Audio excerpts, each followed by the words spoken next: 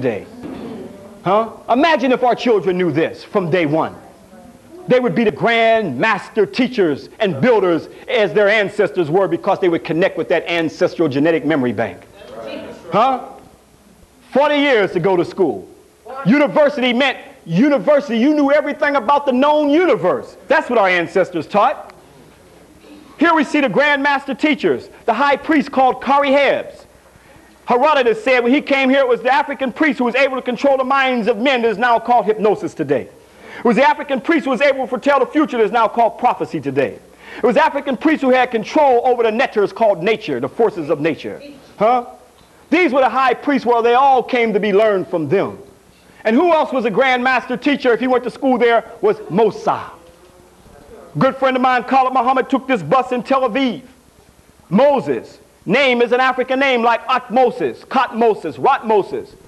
One who's drawn from the water, one who's been baptized. Huh? As I said before, Moses' name may in fact be Atmos, the first name. Go and read Moses and Monotheism by Sigmund Freud. He talks about that Moses' concepts came up out of the African Nile Valley. But did Moses, if he lived, what did he learn in Egypt? Supposed to be born in the area of Goshen or the Delta of Egypt. What did he learn? Let's go after it. It tells us right there in the Bible, in Acts chapter 7, verse 22, and Moses was learning all the wisdom of the Egyptians and was mighty in the words and deeds. What wisdom and what deeds?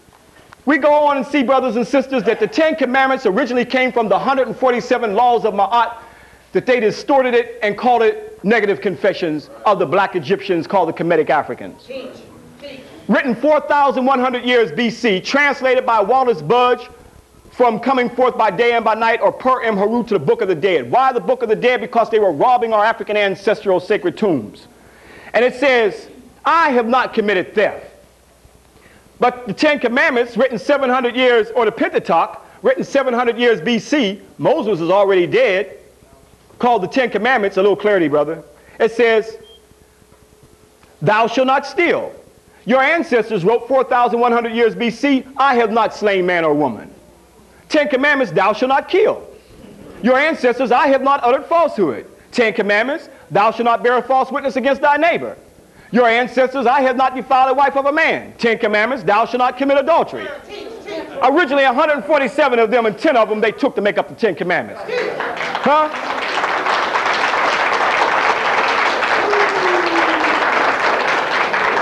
Why does it say, I have not, opposed to thou shalt not? Supposedly, according to Sigmund Freud, he was teaching some barbarians out in the desert who did not know the moral ethical laws of truth, justice, and righteousness. And he was trying to teach them, and he was saying, thou shalt not do this, thou shalt not do that. But we knew the moral ethical laws. I have not done this. When you're an adult, you said, I have not done that. But when you're teaching a child, you say, thou shalt not do that. Because the child doesn't know the laws. We knew the moral ethical law. That's why we said, I have not, opposed to thou shalt not. Because they didn't know the moral ethical laws. Let's go back to Africa, to Ramses VI tomb, showing written in Medu Neter, the sacred language of God, your African ancestral sacred language. 147 of them. I have not robbed, I have not prolonged the offering in order for you to make it into the spiritual realm called the heavens today. And it says right here, let's read the Medu Neter, Subet, Neb Tui, Neb Ma'at, Murray Amun Ra Sarah. That's why we got to go and learn our African language. What does it say here? King of Upper and Lower Egypt, who was Lord of the two lands, meaning Upper and Lower Egypt, who was Lord of truth, justice, and righteousness of Ma'at, who was loved by Amun Ra, who was the Son of God. Our brother is truly the Son of God, witnessing where his ancestors brought the first moral ethical codes to the world. Huh? Truly he's the Son of God, showing that melanin. Look at that melanin on that brother. He's truly, Ra has kissed that brother. Huh? Showing the God and the goddess too, Amun and Ma'at. Amun right here and Ma'at right here, showing the God and the goddess. This is what our ancestors dealt with, brothers and sisters. So much later, when the Greeks started to come in, like Socrates, and I went to England to take this picture of Socrates. Why would they murder their own philosophers for teaching philosophy? Like Socrates, they murdered him if he was teaching Greek philosophy, because he was teaching an African concept of the netters that they call philosophy. Huh? Go and read Stolen Legacy, Dr. George G.M. James. Let's continue. Now we see a mad woman comes on the scene. Her name is Mary Liskowitz. And she says the Afrocentric myth. What does she say about the Afrocentric myth in the New Republic magazine? She says, no clarity, my brother. Mr. Yakinen claimed that the philosophers had studied for 11 years in Egypt. It is very unlikely that he even went there. Dr. Ben has been going to Egypt since 1936. He's from Ethiopia. Let's continue. He said that Plato learned from Egypt's sages and Masonic Grand Lodges an Egyptian mystery system. In reality, there is no such system. There is a system. The Greeks called it a mystery because they didn't know the science of surgery, the science of medicine, architectural engineering. They said it was a mystery. Teach. They didn't know the knowledge. Let's continue. She goes on to say, there was no such system, and a literature about Greco-Egyptian philosophy did not come into existence around 500 years after Plato's death. Then, as if to drive home the message of the treachery and inferiority of the ancient Greeks, he asserts that Aristotle sacked the library of Alexandria and stole his philosophy from Egypt, which they did steal it from Egypt. He didn't sack the library of Alexandria, though. They built the library after they stole the knowledge out of Africa. These historians are determined to show that Africa is the true mother of Western civilization. That's right. And that Greek philosophy and religion were not invented by the Greeks, but rather stolen by them from the ancient Egyptians. They depict the Egyptians and other ancient peoples of Africa as victims of a conspiracy. That's right. In their view, European historians had banded together to suppress the truth about the derivative and fraudulent nature of the European civilization. She goes on to say, if someone can teach that the Greeks stole their philosophy from Egypt, he might as well claim that the Jews, rather than the Christian Europeans, Arabs in Africa, were primarily responsible for the 19th century slave trade. The Jews were also responsible for the slave trade. They were called the Grandes and the Grandes and the Moranos. They were involved in the slave trade. And now you got the others, Ashkenazi European Jews, on the scene today. I hope you will come to see my African origin of Judaism so you can see who they really are. Huh? Well, they copied this up out of the African Nile Valley. The only documented account that we got of an African involved in the slave trade is called Tib. He's the only African that we have documentation that's been involved in the slave trade. And now she's trying to say that they didn't have nothing to do with it. Let's go back and read the history. Go read the book, The Secret Relationship Between Blacks and Jews, put out by the Nation of Islam. But we're coming back now. See, scaffolds are going up now. Huh? Trying to erase African ancestral story now. Not only that, but notice that in the temple where the Greco-Roman period, can you see the white faces right there? Can you see it? I can see it right there. They try to take mortar and cover it up. They try to take mortar and cover up your African ancestral sacred Medu Neter. Try to cover up Amenhotep III, the grand master builder who built this temple right here and other temples. And they were even there before him. But now it's mortar and it's fallen off. But as it's fallen off, our ancestors say, here we are. We've been under here all along. Huh?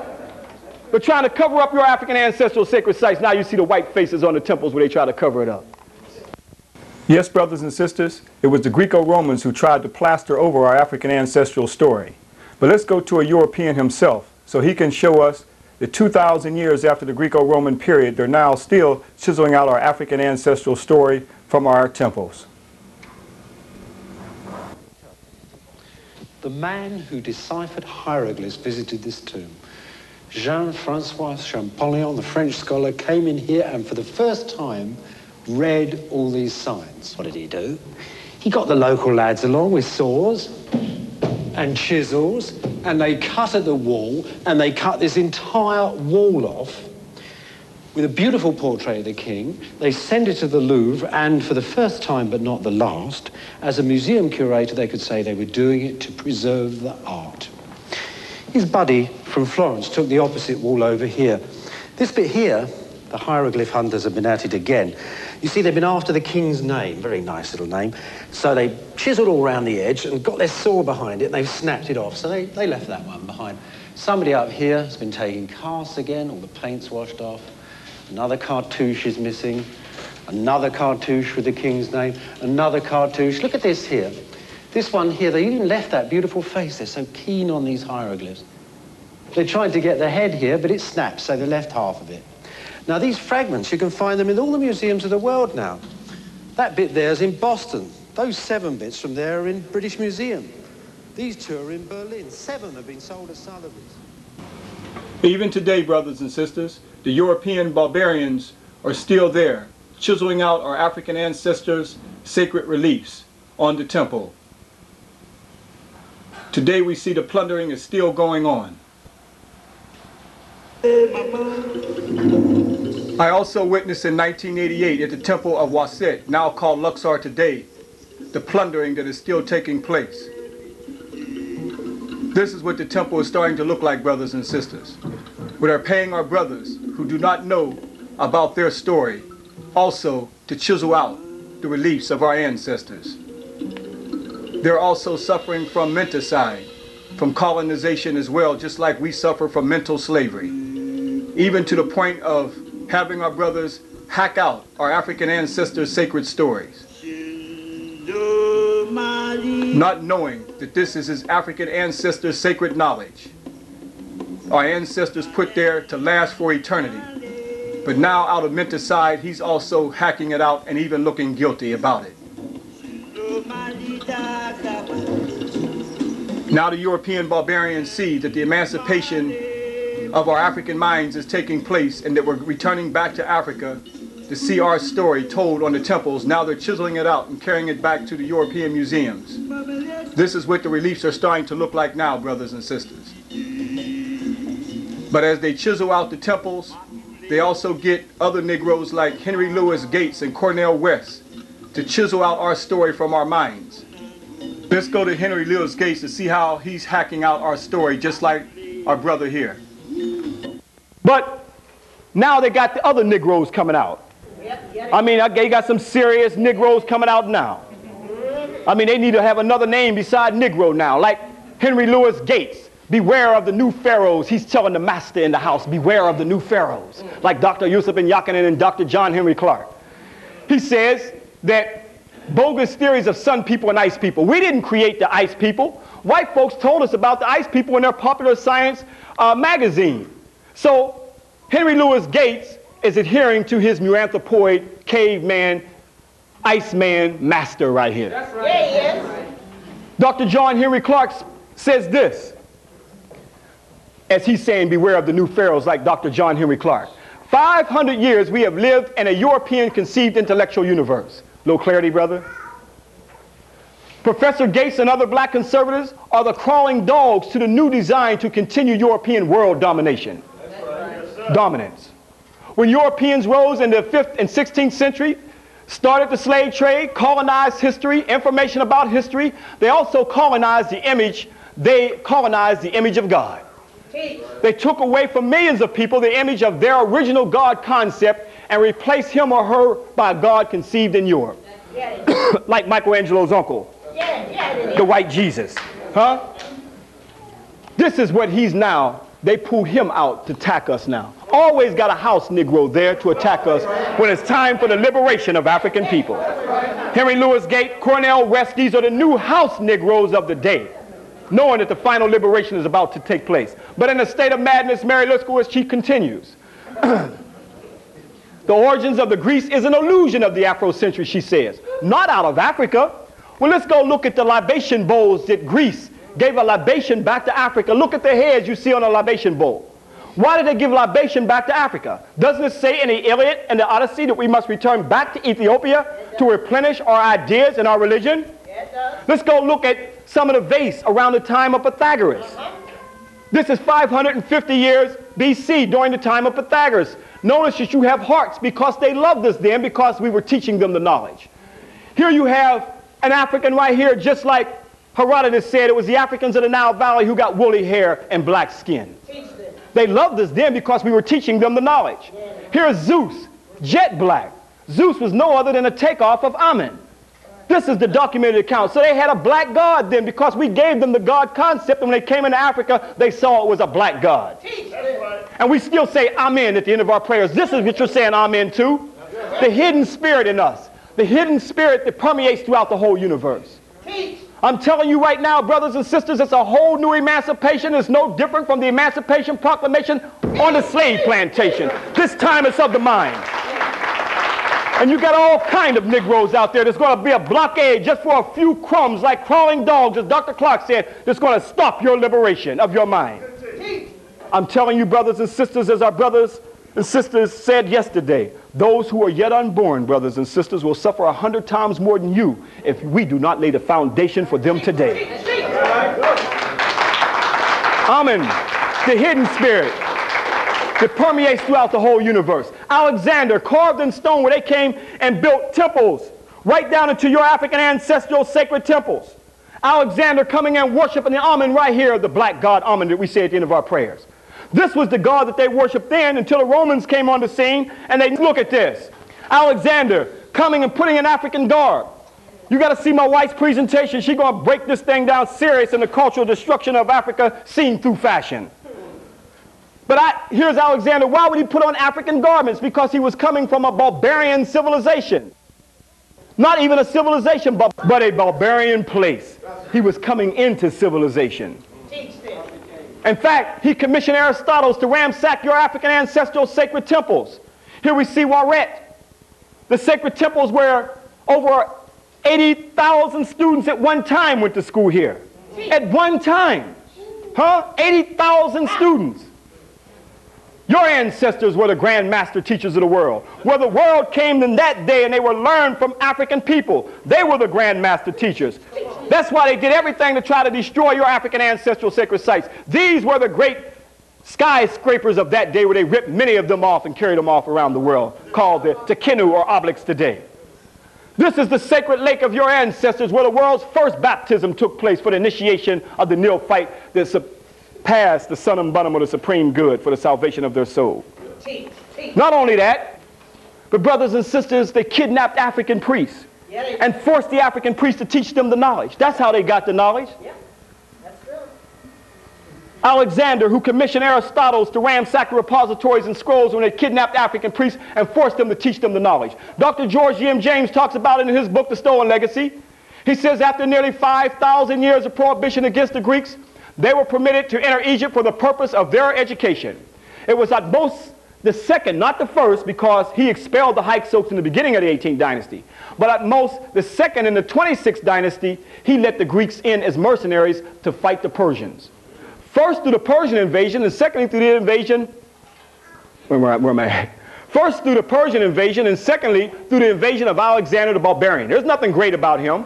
Don't call him Alexander the Great. He's Alexander the Barbarian. If you can't say barbarian, say Alexander II. From the 6th century BC, therefore, to the death of Aristotle in 322 BC, the Greeks made the best of their chance to learn all they could about the Egyptian culture. Most students received instructions directly from the Egyptian priest, as you see right here. So that'll operate down in your genetic memory bank here. But after the invasion of Alexander the Barbarian, thank you, the royal temples and libraries were plundered and pillaged, and Aristotle's school converted into a library at Alexandria into a research center. There is no wonder, then, the production of the unusual large number of books ascribed to Aristotle has proved a physical impossibility for any single man within a lifetime. This is where they came and robbed from you. Even when the Assyrians came in, Ashurbanipal, where did he get his great library from? Ripped off the gold off of the doors of Waret, ripped the library apart too, even long before the barbarian Alexander came in. But brothers and sisters, why is it that we did not let the Greek freaks in for 5,000 years? Because they were not on the Son and Bottom, the supreme good for the salvation of the soul. They didn't know anything about the pineal gland, the seat of the soul. The Son and Bottom, the supreme good. So we did not let them in, showing the cobra and a complete 360 degrees of spiritual knowledge. We didn't have 33 degrees. It's 360 degrees of spiritual knowledge. They let us know how much they got by saying 33 degrees because that's still a few degrees above freezing. But 360 degrees makes you 360 degrees of spiritual knowledge once you've activated your soul from your pineal gland, the Son and Bottom, the supreme good. So where were the Greeks at? They were on the low nature. That was the beast nature. Our ancestors said that you had to rise up from that beast nature. If you didn't, that beast nature would come and overtake you. But the Greeks were on that low animal beastly nature, and this is the low animal beastly nature of the Greek freaks, and that's why we didn't let them in. And they putting a Greek freak nature on you today. I can't keep it up there too long. Might be some weak minds in here. Huh?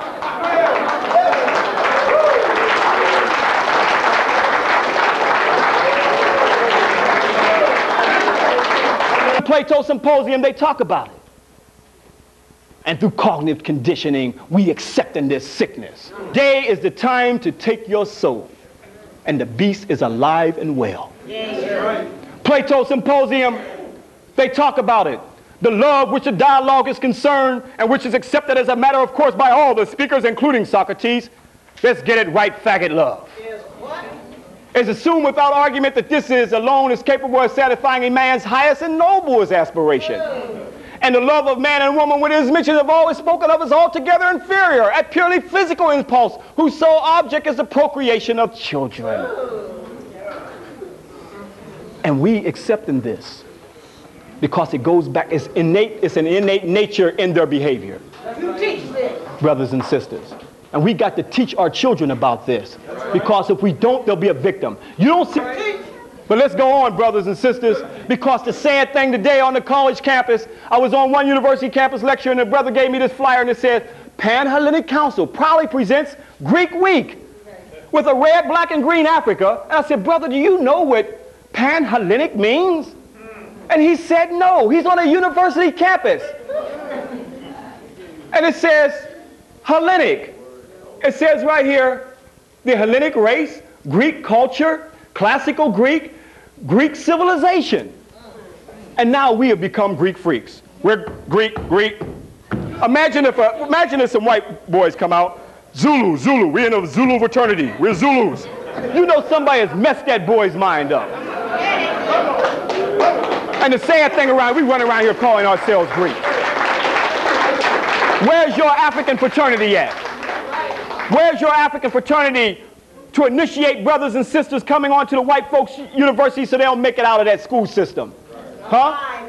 This is the madness they got us into. Let's deal with this now, because this is the Greek freaks right here. And this is when they robbed us of our story, robbed us of our culture. Then we find ourselves enslaved to the Greeks. And many of us are slaves to the Greek freaks today by calling ourselves Greeks. This is the enslavement of the mind today and the freak out. But there was one brother who was on the scene who fought those Greek freaks. And his name was Joshua Christus, that you know as Jesus Christ. Huh? Jesus is a Greek name. They named him Jesus after their god Zeus. Huh? They look like in 300 AD. The trials of Jesus, a little clarity.